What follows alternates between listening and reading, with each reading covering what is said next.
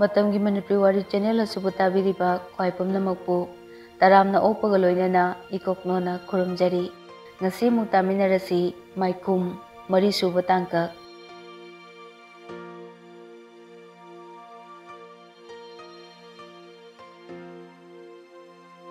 Baba nang kaisu tawdre ko aine lembi ne thoiba nang baba simit pangle Mapalda thongnauda makuna kap onduna sanaraga leramba thanil khonjel do taraduna mapagi manakta changlai basan yang wana harai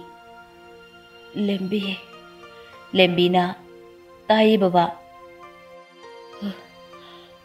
na isa se puraga kadai dun lot kro lembi di ngakna mamit ani du lauthok tuna basanda yengduna lei basanna Asingbane aina harise nang ijabu nusidrabo nang chenkro mina uruidaba mapam amada isa chawbu ngairuro kaina baba nganghidaba mayam manganglibasibo isadu warani ai wadene ai namana sagi khanbada siba ngamdre nang lotkro baba Basanna tapna wari lirai Savitrina Kanamta leitrabo gari thongnaba Basanna tapna kumlai Madam kadai chatpigadabano aiga chatlasu yani Savitri ngyak tumina khalli aduga hairai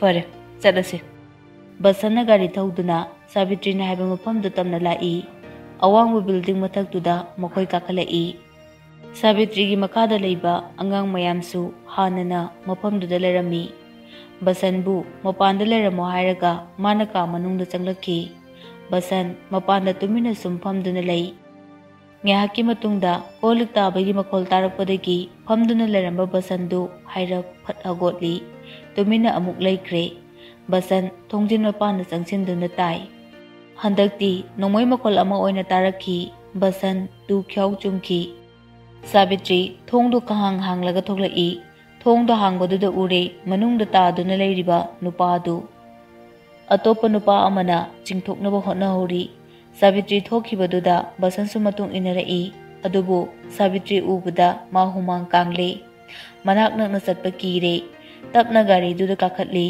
Savitri gi maithongdo asawbagi maithongni asawbu khonjelda thawro haiduna basanda hairaki Basanna kiruk gari do thauba horai minute kharagi matungda makhogi office to yourabada Savitri kumthakre aduga mamai do basanda onsinduna hairami nang ai kada chango wahi sa hairam laga Savitri chatkre basande kire adubu ma akiba do phatharaga Savitri gi ka tamna changlai basanna madam amta changjarake Savitri churup ama chingduna lerami phawmosida yajarani Savitri basanda yenglaga hairai haujikidu nang uhuba natra basan latlat tawna khumpham khangdana lei Savitrina uhuwi natra nachin kanglakpa yaroi karigumba kanglaklabadi nangi sumatam lakani Hoi madam Yare thokro Basan masado humang kangle kadagi thoklaklaga rumaldo lokthokduna humangdo teithoi aduga magi mathau tawki adubu mathaududa pukning chango haiba yadre mimangmaktada mi hatpa oibana kauthu haiba yadre wari do tabada lembisu humang kanglakhi tapna phatharaga hairaki Baba waranuse wangaman kre nghaktang potharo basan latlat tawna hairai makhoigi aronbadu urubana aibu mangnaba silakpane aina mangkrabasu nang ichasidi kala Baba ai waine lembi ichagi khanbada ai waine Basan lokan na kuraki masada hapliba mari marang khulai mayamduga lok khubadusu lepu yadre mapuroibna lok khubaduda lembi pakhatna tokphom khangdana lei ngihak leiraga basan lok khuba lepkhre lembi su mamit ani du laukthokna mapuroibigi thabak mayada manakong du thammi sor honbagi mihul jongbagi manin amata takhidre lembi angaubugum laurki doctor baba se kaino mataukhre baba nang kaidorage lembina angaubugum kappadu ngasaidigi thongdin mapanda leptuna wari tariba pikliba thanilna mapi tup tana yengi pikliba magi koktuda thodokto chuduna leikre sauningba singnaba laman khumningbaga loinana sabitrigi mingdubu mathamoida haktuna thamkhre haukraba wari singdubu ningsinglaga thanin pairiba phone du floor mathaktuda laktana langki sorsu puina holi ibocha ngakna mamit laukthokladuna thaninda yenglaga kaidore haina hanglai thanindi khumlakte ibocha amukasu namang hangjilai natte kaidoroge nangbo thanil mana yenglibadudagi mifam amata hongdana tapna khumlai kashu tawdu tamo kaino sauningbla leirasu phone da de dumna tainanudana siloina kairene siloin kaireba ibocha na changchinduna akaiba phone do hungatli aduga thaninda pi phone se toire sem masune yani thajadre sem sidi lautho se thanil phone do tapna lawraga sem do lautho I aduga wallet manungda hapchinki ibocha du hairak yenglamlaga ka do dagi thokre thanil masado leitadre haukraba thodoktugi mami singduna chuduna leibugum tawre masadu makoktu ngaktang inthanaba haiduna mafam thirakpada yungge awang thangbada leiriba hai lei makal suna hauriba adomda lakhi lei singdu nemtak aduki matik phajakre nongju tha pamjabi kayadi maning tamna satli lei suni nemtak tawbo makalna ayamba oi champra haino phajana pali famna ba haiduna una semduna leiribaduda changchinduna thanin hairap famlaga lekoldugi akoibudo yengduna leiringaida nakanda mi anika wari sabagi makhol taraki ihe nangbuna kuna sado motpa tarine as nine hamtoklaga lore motlasu aisu yauge ba ko wendi di nomata yauge haide nangna marol ama thoidu haipetamak noi aduga lei makong somnidu yoksili khonjel dugi makai tamna thanin chulaki thoina makhuta leikom itai teiraduna nantharak liba samdo makhut khunangduna haigatna bo hotnaribadu mapa chanana thanina urure lalitaga noktana wari sari thoi anidu wari nungai mandana nakanda mi lakpaga ubanate thaninsu karamna no haiba khangde sauning lamba pendaba thamlamba mayamdo mikuptuda swai mangki lalitana wangang nangangna nakangi sampra pambi manakta thanina leptuna leibado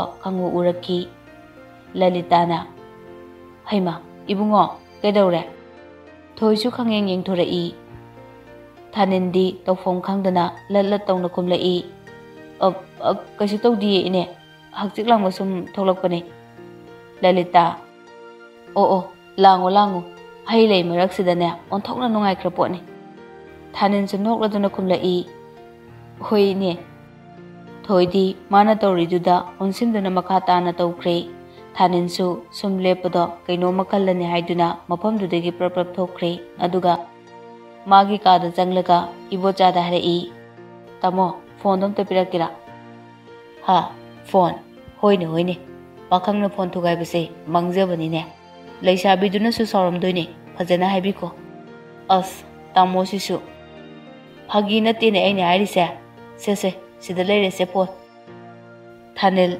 ibochagi phone duda magi sim da hapchali aduga boyaida call toraga kadugi mapanda tholai thanilna hello boyaina pabungna phone torame nang sande de lakani hai harame kaigino off leriduna phone thugai kre adugine hauraba amo nangi hongnabido nang phone toragam ta haidoko handaki sande se ai thaba aruba ama leire mathangda la agena thabak kayam chila ida officer dongna officer नते मिनाई ओइ तौरिने मीगी यका गाइबगी अदो haiku अमु काउनी सनाई बुंगो ननाई काउजेरो अदो से लेब्रो phone दो अमा लेने बतौसे नोंनि सिदा लौरगे अदुगो अमु थुगाई लेरमनी थानिनसु नोगलई बोयागी वहाईदुदा फोन थमख्रब मतुंग थानिनसु मागी सिमदो लौथोक्तुना इबोचादा फोन दो अमु पिरई इबोचाना सिम लौथोक्लब्रो होय तामो यारद्रो नंगे अमा लेद्रि फावबा अदुम हाकेसु हापुने यारानिदा अई मरु ओइबा पाव फाउननबा मिसु लेते ए पाखंगनबो थानिनसु नोगलई वा मखादी तारुद्रे संडे नुमितनी सावित्री की मीटिंग हॉल मचादुदा थानिन चंगलई सावित्रीना फमु थानिलसु तपना फमथै सावित्रीना चे अमा टेबल मथक्तुदा थमलगा थानिन तपना इंसिल्ली थानिनसु चेदो हाइरप थांगतुना येंगी अदुगा हंगलई थानिनना चटपिदौरिब्रा नंगसु यावबु पामे फनी मैडम अदुगा वा अरुबा अमना अई करी तौजो हाइबनो Savitri तुमिना ngahak lei aduga mamitudi nakana amada yengladuna tapna hairei nang mi hatpa kibra Savitri की वाहंगदुदा थानिंदो खंगप्रेक खंगी सिगुम्बा लांग अमदा मपासु थोखिबनी थानिन मचिंदो पैतक चिंगलगा नोक्तुना हाइरई मैडम की तबकता येलोप कना लेरगे सावित्रीसु थानिन की पाकुमदुदा थानिंदा येंगलगा हाइरई मतम कुइनदगी अईगी यक्न तिंखंग ओइरकपा खोइराबगी मीने खोइराबा सावित्री ममितुना थानिंदा मुन्ना येंगलगा हाइरई माबलुशिलो अई नंगना पांबा सेल पीगे थानिल नोकलगा हंगलई कनानो अदुबो ngasi DC की लंबीदा लाकनी मखोई पोट पोरकनी पोट पोरकलेबो ड्राइवर दो लोशन गदबने अदुगा मखोई पोटुना पुलिस की मकुट्टा असियारगा सावित्री हाइफेटमक नोफेट तौवी थानिलसु खंगनिंगबा अमगा लोइनेना हंगलई पोट हाइदी ड्रग टैबलेट न चिंबा थानिल ममितो लौथोक्तुना अमु हंगलई मैडम न पाउसिदी करमना सावित्री तपना नोकलगा कुमलई मखोई अरुण अथोक कुपना येंगनबा अईगी मी ले थानिनसु नोकलगा अमु हाइरई ओ मैडम न पामलिबदु सोइदना पांथोकजगे सावित्रीना से सीगी नंबर सिदा पाउ फाउनरगा मखोई कदा यौरे हाइदो खंगनी सॉरी मैडम अईगी फोन तो काइख्रे अनौबो अमा सिंद्रदी यारो फरे थबक सक्सेस ओइनबा नंग फोन से ngasiगी ओइना सिजिनदरो थैंक यू मैडम अदुदे अई अमुक थोखरगे madam good luck thank you थानिल DC तमना लाकले सावित्री ने पिरकबा फोनदुदगी पाउ फाउनरगा गाड़ीदो लाकपा गारमी गाड़ीदो लाकपगी मतम ओइरबदा थानिनसु लंबीगी मताइदा लेप्तुना मखुत खत्तुना लई ममाइदुसु ईगी ईमक्ता गाइरे ड्राइवरदु खामसी कदाई थौसी कदाई खंजानरगा तपथरई थानिना लंबी मयाइदा चंगसिनदुना मखुत्तो हाइबदगी गाड़ीदो खामलखी थोंग मनाक्तुदा थानिंदो चंगसिल्ली अदुगा मंगक्तु थांगतुना ड्राइवरदुदा हाइरई तमो अई अमुक्ता यौजगे अईगी इतेंग अमुक्ता पांगबियो नुपादुसु असोकपा अनाबा अमा यावरबदी मागी लंबीदुदा हेना कोंगोद्रा खंदुना थानिनबु गाड़ीदुदा काखतहल्ले अदुगा गाड़ीदो स्टार्ट तौदुना थौबो अमुक हौरई मिनिट खरगी मतुंगदा मी खरा चिकु मफम यौरबदा थानिना ड्राइवर अदुगी कोकता नोमोइने नम्मी अदुगा गाड़ी अदुबु खामनबा हाइरकी नुपा अदुसु गाड़ीदो मताइदे लेसिंगदुना खामी थानिलना नोगी पोचे काइदे पुदुनो नुपादुना लल्ला तौंला खुमलई कईदो ताकुरिबसिबो वाचोय nganggano पोचे कदाइदे पुदुनो हाइरो नुपादु कीना खुमलई ओ BOC की नाकंदा लेबा मार्केटुदा थमनबने अदुदा नोगी मी कैम लई खंगजदे थानिलना नुपादुदा नोमैना सापु काना नमजल्ली अदुगा अमुक हंगी सेंग कुमो नत्रदि नथ्वाय मांगनी नंग कुनमुक ले कारबार सिदा लोइना यावब्रो मोइदा सप्लाई तौरगा पब्लिक ता यौहनबने ओके अदुदि नंग लानबिरगे Nupadu sor mafam marang khangdre mamitusu ithak thagatli. Nang kanano? Ai Thanil. Ai ganoi ga mari leinade. Ai di plan amagi lakpani. Plan mai pak na honabada nakhoi kara hatokpasidi laina saur. Nangsu aphaba mi natte. Aphaba mi di ai hatte ko. Nupadu kiba hemankhidana humangna pungchot chotle masado Thanin su makha tadre. Nupadu ki kokta nomaido amukhaktan kapsilamlaga masu garidagi kumthaduna chatkre. Thanilna mamaide I saraga taisalliba khochalliba mayamdu phajana taithoklaga anakpa hotel amada kari karino charaga lei. Sabitrina pirakpa mobile dusu amuk otuna yengi. Number 1 da Pari, 2 da Ngamba, 3 da Abu, 4 Anil, 5 Biren, 6 Mani. Maming singsi Thanina amukta takidriba ngaktani. Thabak mafamdasu amukta unakidriba misingni number singdu chemachet amada ithokhtuna thamaure. Asumna numit tarum tarukpagi aduda Thanin yumda halai. Sumangda leiriba ananba tulsibong aduda thoi laigi thangmoi thananaba mai chuduna lerami. Thanina gate fat hangduna changlakpaduda thoisu yengkhalai. Haifet yengramlaga nonthaduna mathauda adum tawkre. Thaninsu hairap yengramlaga Sabitrigi manakta Thabaktu success ore haiduna tamba changlai.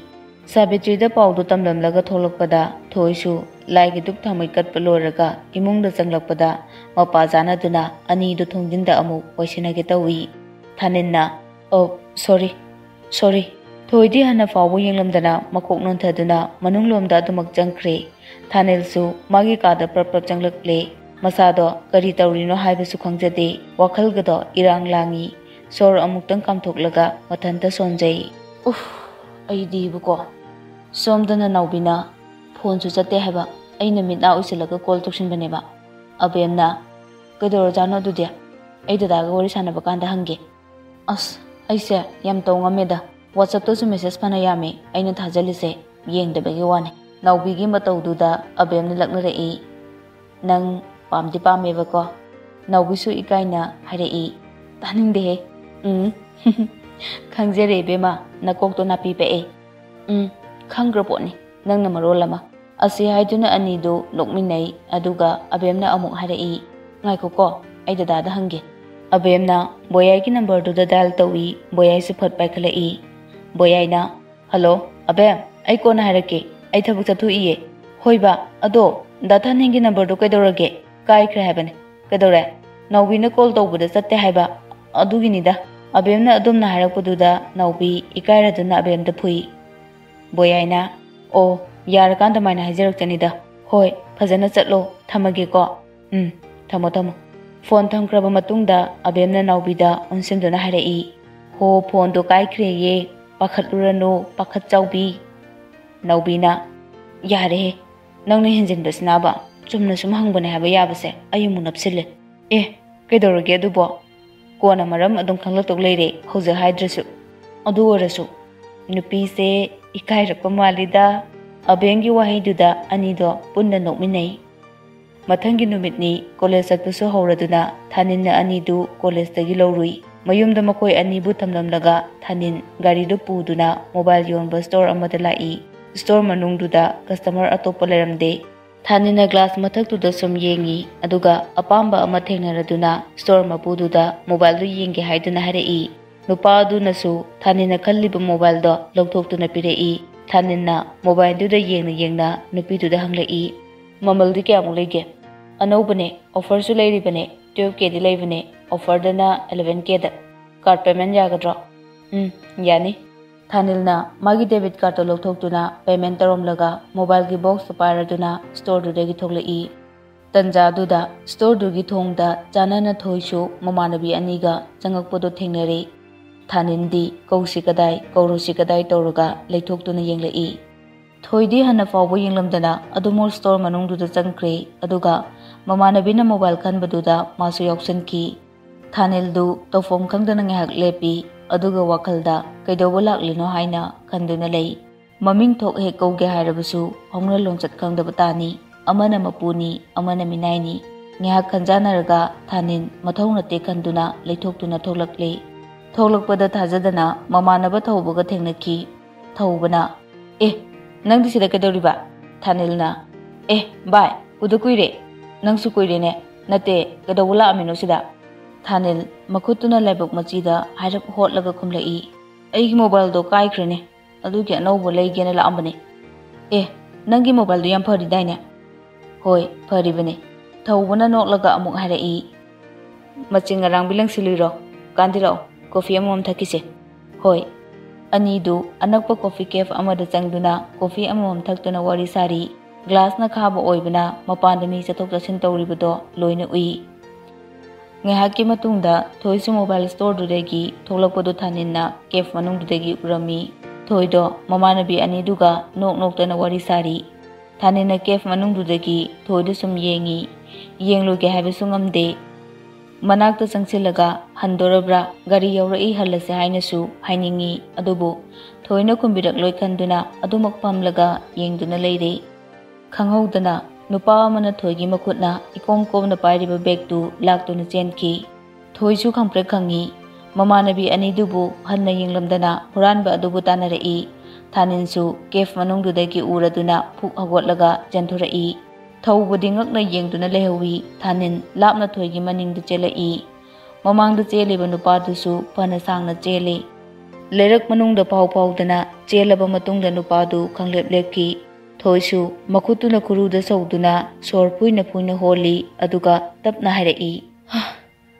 Nangna pamliba seldo ai pige adumaina migi bag lakano. Lapna leiriba nupa machadu wa amata nganglakte. Manakta kamliba gari adudagi nupa kumtharai aduga khubak khuduna hairaki. Sabas maitei nupi haibasidi madunidana. Thoidi ingakna leptuna yenglaga lei. Nupa amana bag lakliba nupa macha adugi lengjumda hairak kolaga pocketagi sel khara lokthokduna pi aduga bag to lawki. Nupa macha adusu pirakliba sel do lawraga chatkre. Thoina noi kana kanano. Wahang ase hangna thoi maning da sumhalli. Nupa tuna noklaga kumlai. Nga achobu phaba ngamdrabadi ngatik nganawda tai haibado nang khangdribro. Nupa singdusu adum changsilai. Thoisu tapna maning halamba khongthangdu kantak thanglai. Nupa aduna chendana kanaroine. Sida kana leidina chendoino. Asomda thaninsu lambi mangduna larambadu nupa macha adu tholakpaduda pharaga kinna thilli aduga thoibu hangi. Nupa macha aduna kina makut thillaga thoigi lepam taki. Thanil nupa macha aduda saungna kinna muthindalamlaga thoine leriba mafamdu tamna janchilaki. Somdana thoi maning adumak halli nupa singdusu karemnana tapna sum inai. Thoine maning sum halakpaduda khangaudana thok hek yeisilli. Pakhatna mamit anidu lauthoktuna yengthoraki. Nongsa sabani mamit anidu muknganglaga saungna nupa singduda yengduna lerami. Thoigi maithongdu khajik noglai aduga thaningi matungda leptuna leiki. Nupaduna nangna kanano hero ni kaiduro. Thanilna noi kana kanano mama phangdre machada parata migi tawba. Noina yeknarisi mamara machara.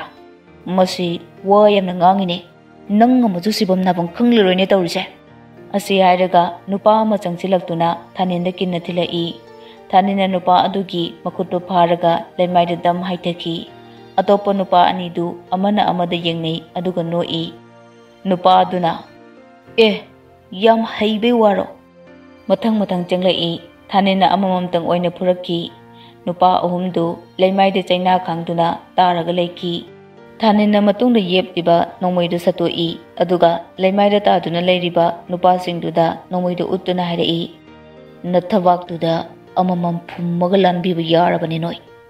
Madumakti tobiraroi. Noigi boss tuda hayo. Yeknariba masel yeknau machada sokpa yaroi. Thanin leiri kawguna hayo. Asi hairamlaga manakta leiriba thoigi khudangdu paiduna thanil mafamdudagi tholaki. Lambido phana sangna chatli. Thoigi makut chamduna mangda gam chatliba thanilbu thoina matungdagi mamit anidu kuptaba makai yengduna chatli. Ngahaki matungda gari khamaubu mafamdu yore. Thanilna thoigi makuto khangta thadurai aduga gari de kakhatlo haina inkit tawi. Thoisu wangangdana tumina gari de kakhatki ꯑꯗꯨꯒ ꯃꯥꯒꯤ ꯐꯣꯟꯗ ꯂꯧꯊꯣꯛꯇꯨꯅ ꯃꯃꯥꯟꯅꯕꯤ ꯑꯅꯤꯗꯨꯗ call ꯇꯧꯗꯨꯅ ꯋꯥꯔꯤ ꯁꯥꯟꯅꯔꯒ ꯂꯥꯛꯈꯤ꯫ ꯊꯧꯕꯁꯨ ꯊꯥꯅꯤꯟꯅ ꯍꯜꯂꯛꯄꯗꯨ ꯎꯕꯗꯒꯤ ꯊꯥꯅꯤꯟꯒꯤ ꯃꯅꯥꯛꯇ ꯄ꯭ꯔꯞ ꯆꯪꯁꯤꯜꯂꯛꯂꯒ ꯀꯩꯗꯧꯔꯒꯦ ꯍꯥꯏꯅ ꯍꯪꯉꯤ꯫ ꯃꯃꯤꯠꯇꯨꯗꯤ ꯒꯥꯔꯤ ꯃꯅꯨꯡꯗ ꯐꯝꯂꯤꯕ ꯑꯗꯨꯗ ꯆꯦꯞꯊꯗꯨꯅ ꯌꯦꯡꯂꯒ ꯂꯩ꯫ ꯊꯥꯅꯤꯟꯅ ꯊꯧꯕꯒꯤ ꯂꯦꯡꯖꯨꯝꯗ ꯄꯥꯏꯗꯨꯅ ꯍꯥꯏꯔꯛꯏ, ꯀꯩꯁꯨ ꯇꯧꯗꯦ ꯚꯥꯏ, ꯉꯁꯤꯗꯤ ꯋꯥꯔꯤ ꯐꯖꯅ ꯁꯥꯕꯁꯨ ꯐꯪꯗ꯭ꯔꯦ, ꯀꯣꯟꯅ ꯑꯩ ꯂꯥꯛꯀꯦ ꯑꯗꯨꯒ ꯁꯥꯔꯁꯦ꯫ ꯍꯣꯏꯅꯦ, ꯃꯇꯥꯡꯅ ꯌꯥꯗꯕꯕꯨ꯫ ꯑꯁꯦ ꯅꯪꯒꯤ ꯃꯣꯕꯥꯏꯜꯗꯣ꯫ ꯊꯥꯅꯤꯜꯅ ꯇꯦꯕꯜ ꯃꯊꯛꯇ ꯊꯝꯂꯝꯕ ꯃꯣꯕꯥꯏꯜꯒꯤ ꯕꯣꯛꯁꯇꯨꯅꯤ ꯊꯧꯕꯅ ꯄꯤꯔꯛꯂꯤꯕꯗꯨ꯫ ꯊꯥꯅꯤꯟꯁꯨ ꯂꯧꯁꯤꯜꯂꯤ ꯑꯗꯨꯒ ꯊꯧꯕꯗ ꯆꯠꯂꯨꯈꯤꯒꯦ ꯍꯥꯏꯔꯝꯂꯒ ꯒꯥꯔꯤꯗ ꯀꯥꯈꯠꯈꯤ꯫ ꯑꯁꯨꯝꯅ ꯒꯥꯔꯤ ꯊꯧꯅ ꯊꯧꯅ ꯃꯃꯥꯡꯒꯤ ꯃꯤꯔꯔꯗꯨꯗꯒꯤ ꯌꯦꯡꯂꯨꯕꯗ ꯊꯣꯏꯗꯨ ꯎꯪꯗꯅ ꯑꯗꯨꯃꯛ ꯐꯝꯂꯝꯃꯤ꯫ ꯊꯥꯅꯤꯟꯅ ꯇꯞꯅ ꯋꯥ ꯉꯥꯡꯕ ꯍꯧꯔꯛꯈꯤ, ꯀꯥꯏꯗ ꯆꯠꯂꯨꯏꯅꯣ? ꯊꯣꯏꯗꯨ ꯉꯁꯤꯗꯤ ꯊꯥꯅꯤꯟꯒꯤ ꯋꯥꯍꯪꯗꯨꯒꯤ ꯄꯥꯎꯈꯨꯝ ꯄꯤꯔꯛꯈꯤ, ꯏꯃꯥꯟꯅꯕꯤ ꯍꯣꯏꯗ꯫ ꯑꯗꯨꯒ ꯁꯤꯗꯅ ꯀꯩꯗꯧꯕ ꯂꯥꯛꯏꯕ?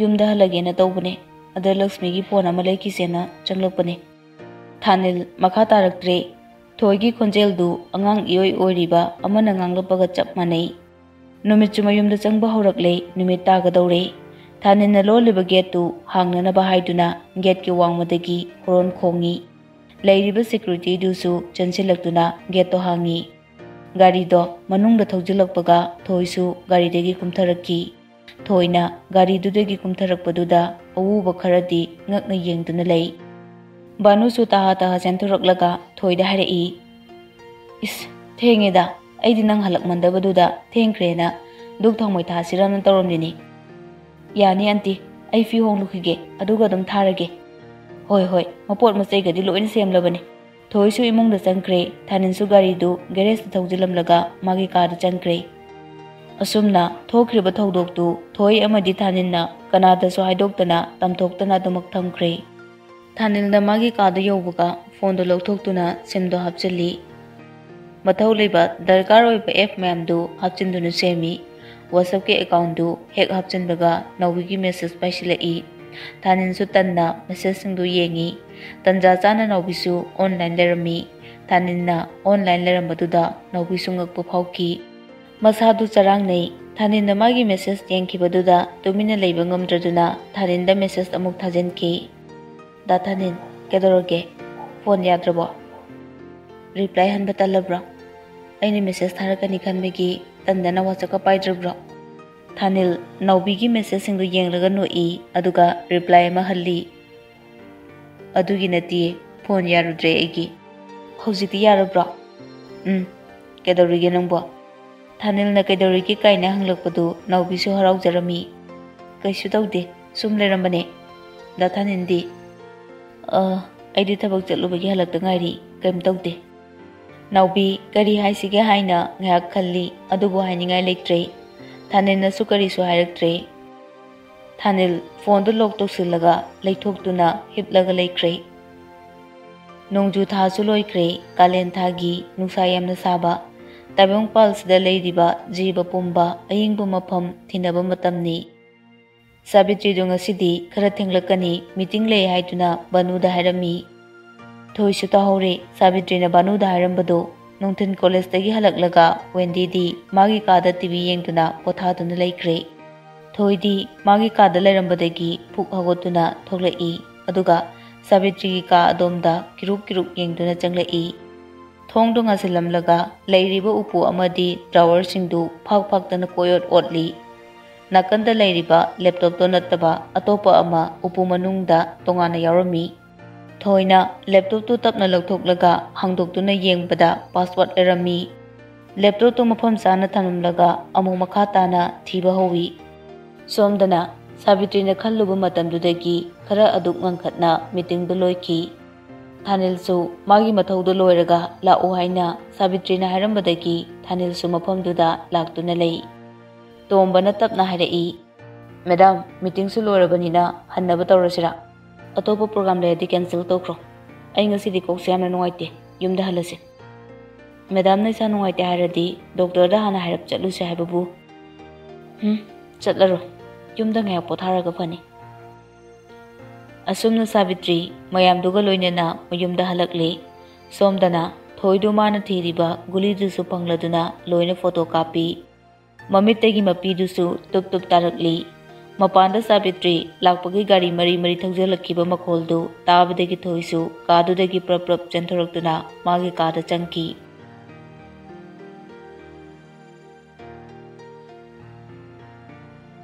Matang asida aigi nuksiraba listeners singdagi kainenaba yathang lawjari makha tabu saru hayeng punna taminarasi.